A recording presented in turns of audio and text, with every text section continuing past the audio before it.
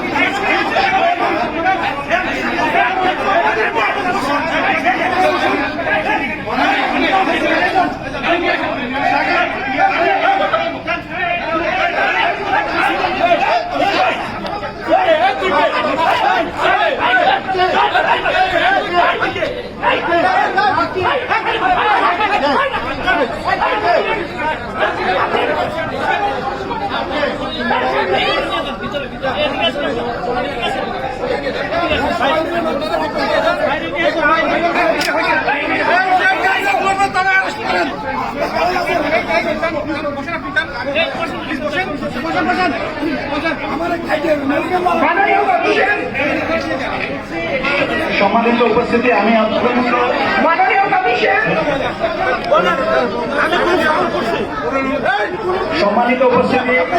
সম্মানিত উপস্থিতি আমি আপনাদেরকে দৃষ্টি আকর্ষণ করছি। একটু আমরা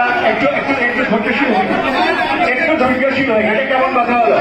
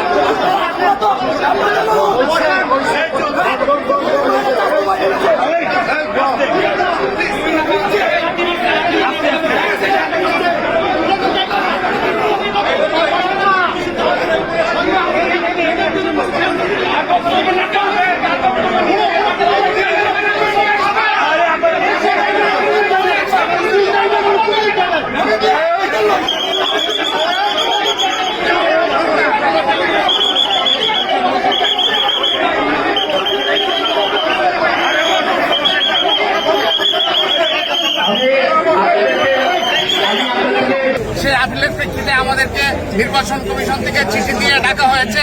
আজকে আমরা শুনানির তারিখে আসছিলাম। খুবই শান্তি শৃঙ্খলা পরিস্থিতিতে শুনানি কার্যক্রম চলছিল। হঠাৎ করে আমাদের, আপনারা সবাই জানেন, ব্রাহ্মণবাড়িয়া 2 আসন থেকে মনোনয়ন প্রত্যাশী সুপ্রিম কোর্টের বিজ্ঞ আইনজীবী ব্যারিস্টার রুমিন ফারহানা তিনি সেই কাজটি করেছেন। আমাদের 3 ইউনিয়নকে কেটে সরালে সম্পৃক্ত করেছেন, আমাদের মানুষের অধিকার লুণ্ঠিত করেছেন। উনি আজকে আমরা বিজয়নগরবাসী সশরীরে সবাই উপস্থিত হয়েছে আবেদনকারীগণ। উনি ঢাকা থেকে সন্ত্রাসী ভাড়া করে, স্থানীয় কোন লোক না নিয়ে সন্ত্রাসী ভাড়া করে আমাদের উপর অতর্কিত হামলা চালিয়েছে। নির্বাচন কমিশনের সামনে সে যদি নেত্রী হতে চায়, সে যদি পাবলিক পালস না বুঝে, সে আমাদের 3 ইউনিয়নকে কর্তন করেছে। আমাদের 3 ইউনিয়নের জনগণ তাকে চাই না। আমরা আসলে সম্পৃক্ত থাকতে চাই, আমরা অখণ্ড বিজয়নগর চাই।